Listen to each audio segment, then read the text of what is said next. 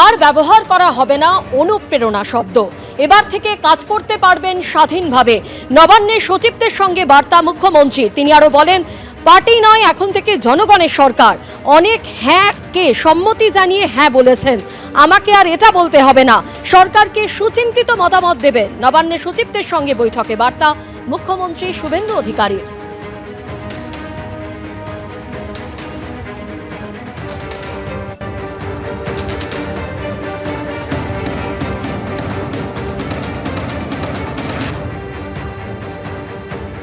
আজ মন্ত্রিসভার প্রথম বৈঠক হলো, আর মন্ত্রিসভার দ্বিতীয় বৈঠক হবে আগামী সোমবার, যেখানে নারী নির্যাতন, আরজিকর, ডিএ, বকেয়া ডিএ একাধিক গুরুত্বপূর্ণ বিষয় নিয়ে আলোচনা হবে। এমনকি বেতন কমিশন নিয়েও আলোচনা হবে।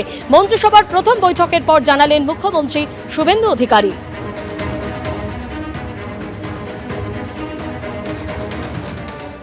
ইতিমধ্যে আপনারা জানেন, আমরা পরবর্তী সোমবার আবার একটি ক্যাবিনেট মিটিং করব।